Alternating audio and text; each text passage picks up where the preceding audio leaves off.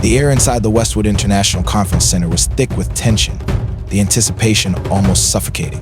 Rows of reporters sat shoulder to shoulder, their cameras aimed at the empty podium, fingers hovering over keyboards ready to document every word. President Donald Trump was about to take the stage, and everyone in the room knew what this meant. It wasn't just another press briefing, it was a battlefield. Trump's presidency thrived on conflict, deflection, and dominance, a carefully crafted spectacle that played out in front of millions. Every time he walked into a room like this, it wasn't about giving answers, it was about winning. His supporters adored him for it, cheering every time he humiliated a journalist on live television. His critics loathed him, seeing him as a master manipulator who twisted reality to suit his agenda. As the cameras flickered to life, Trump strode onto the stage, adjusting his cufflinks as if he had all the time in the world. He scanned the room, a small smirk tugging at the corner of his mouth, eyes locking onto familiar faces. He had already won before anyone asked a single question. The room was his stage, and he knew exactly how to control the scene. "All right, let's get this over with," Trump said, resting both hands on the podium, voice thick with amusement. "Who's got the first ridiculous question?" Reporters exchanged glances, some smirking at the blatant provocation, others bracing themselves for what was coming. Jim Acosta, a veteran journalist from CNN, was the first to rise, clearing his throat. "Mr. President, let's talk about Ukraine," Acosta began, his voice firm, unwavering. "With Russian forces occupying key regions, including areas rich in mineral resources, will you direct President Putin to withdraw if those minerals are deemed a U.S. strategic interest?"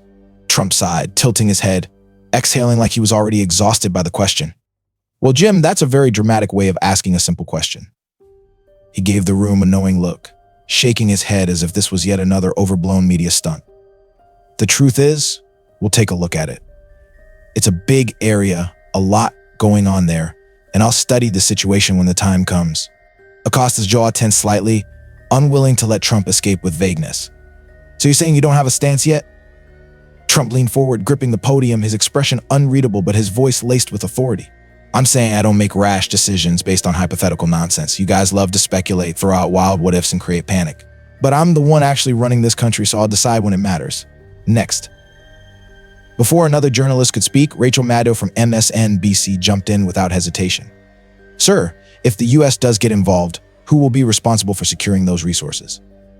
"Ukrainian forces, NATO, the U.S. military." Trump chuckled, shaking his head. Rachel, you guys love to pretend like you know military strategy." He gave a theatrical sigh, letting silence stretch just long enough to make them uncomfortable. "We're signing agreements, making deals, doing things the right way. But what if Russia invades those specific spots? That's not going to happen. And if I thought it would, I wouldn't be making a deal in the first place." The exchange was getting heated, but Trump wasn't just surviving, he was thriving. Every question thrown at him was an opportunity to flip the narrative, to make the press look like fools. He wasn't just answering, he was playing chess, 10 moves ahead.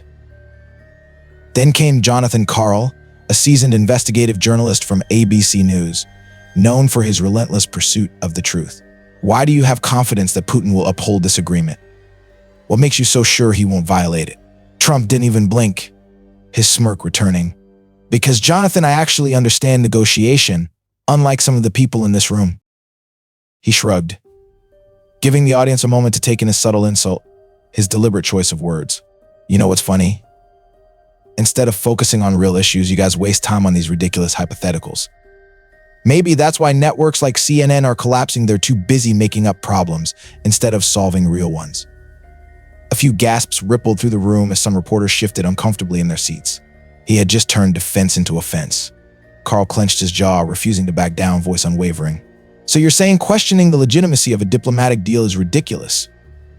Trump smirked, locking eyes with him, almost daring him to push further. "I'm saying your network is ridiculous.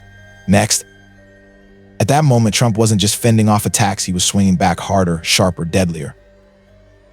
Then came the trap, the moment the entire press room had been waiting for. Josh Lederman from NBC News leaned forward, gripping his microphone tightly, his voice steady. "Mr. President, you frequently called media coverage fake news. But recently, leaked reports have confirmed several claims you previously dismissed as false. How do you reconcile that? If the leaks are real, how can the news be fake?" The room fell silent, cameras zooming in, every journalist holding their breath. It was the perfect checkmate, and everyone knew it. If Trump admitted the leaks were real, he acknowledged their credibility. If he denied it, he contradicted himself.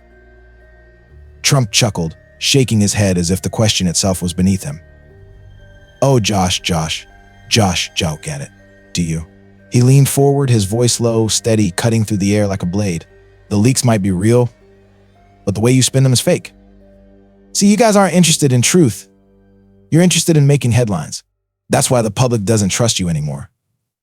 The press erupted into murmurs, whispers of frustration spreading across the room. Trump tapped the podium with finality, giving the reporters one last smirk before turning to leave. "All right, that's enough for today. You've had your fun. I've got a country to run." And just like that, he walked off, leaving the press scrambling in chaos behind him. This wasn't just a press briefing. It was a masterclass in power. The moment Trump walked off the stage, the press room descended into chaos.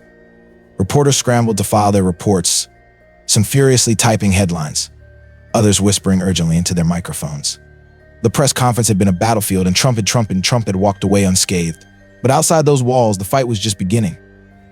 Within minutes, clips of the briefing flooded social media, cable news, and online publications. Conservative outlets hailed it as another masterful takedown of the media, while mainstream journalists were furious at how effortlessly Trump had evaded their questions. Twitter exploded with debates, with hashtags like "fake news exposed" and "Trump bounced the media" trending instantly. But on the other side, critics launched hold him accountable, calling out his blatant deflections and manipulation tactics. At Liberty Press, Rachel Maddow was already preparing a primetime segment to counter Trump's narrative. "We can't just let this slide," she told her producers, her tone sharp. "He's trying to rewrite reality. Tonight, we're showing America exactly what happened in that room." Across town, Jonathan Karl and Jim Acosta were already drafting scathing editorials, determined to expose Trump's tactics for what they really were: an all-out war on truth. Meanwhile, inside the White House, Trump sat in the Oval Office, feet propped up on his desk as he scrolled through social media. His communications director, Hope Hicks, stood beside him, scanning a live feed of the networks. "The press is coming for you," she said, flipping through news alerts. "They're calling this your most dishonest briefing yet." Trump smirked, barely looking up. "Good, that means they're playing my game." Hicks sighed, shaking her head. "Mr. President, they're not just calling you out, they're organizing." Maddow, Acosta, Karl, they're leading a full-blown media counterattack. Trump leaned forward, setting his phone down, his expression suddenly serious. "Then we hit back harder."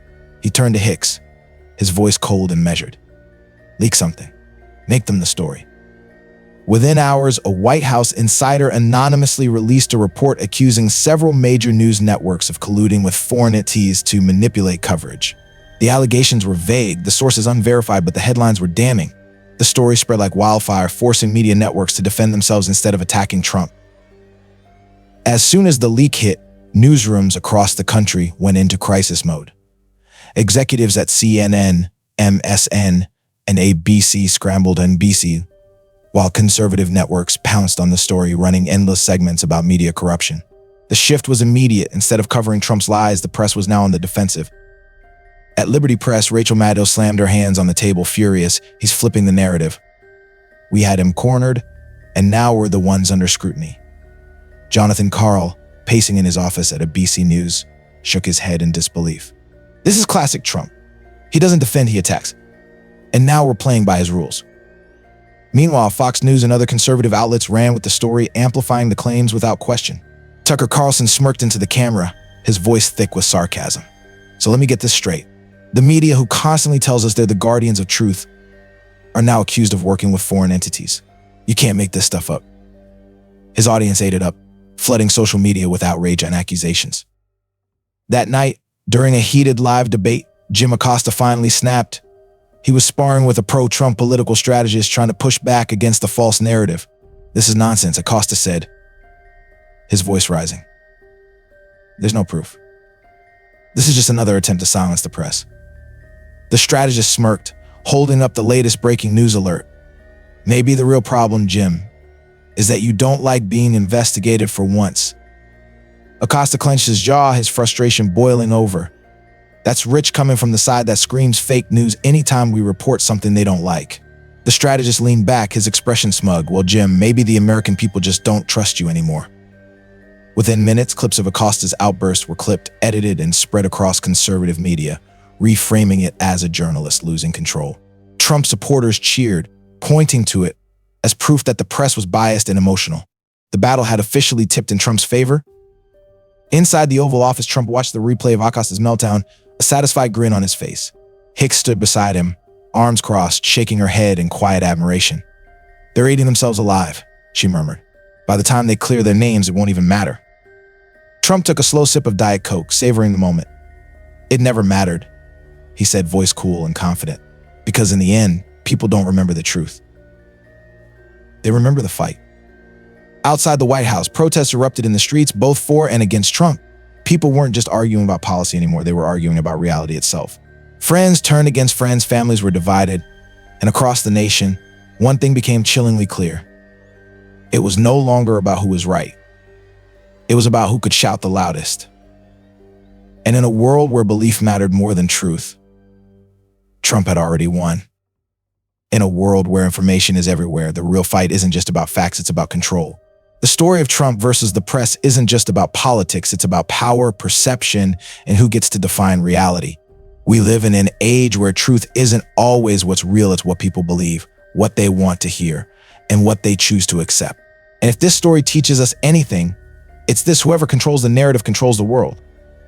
Trump understood something most people ignore: facts alone don't win arguments. Emotion does. He didn't need to prove the press was lying, he just needed to make people doubt them. A simple seed of uncertainty, planted in the right moment, could grow into a movement that would make people question everything they once trusted. And that's the danger we all face today. But here's the bigger lesson: this isn't just about Trump. This is happening every day all around us, in news cycles and social media debates, and the way stories are framed to fit a certain agenda. We are living in an era of manipulation where those in power know that if they control the conversation, they control the people. So what can we do? First, we have to stop letting others think for us. If you only listen to one side, you're not informed, you're conditioned. The truth isn't just what you want to hear, it's what challenges you, what forces you to question your beliefs. Seek out facts, not just opinions. Second, we must recognize how emotions are weaponized against us. Every headline designed to provoke outrage, every viral clip meant to divide, it's all part of a game. Control how we think. Ask yourself, who benefits from my anger? Who profits from my fear? When we react emotionally instead of rationally, we become pawns in someone else's strategy. Finally, and most importantly, we need to reclaim the power of critical thinking and real conversation. The problem isn't just that people are lying, it's that we've stopped listening to anyone who disagrees with us. If we want to break free from manipulation, we must be willing to listen, debate, and challenge our own biases. This story isn't just about the battle between a president and the press. It's about how we let ourselves be divided, distracted, and deceived. The next time you see a headline that outrages you, a story that seems too convenient, a narrative that feels scripted, pause, think, question. Because the real power in this world belongs to those who refuse to be controlled.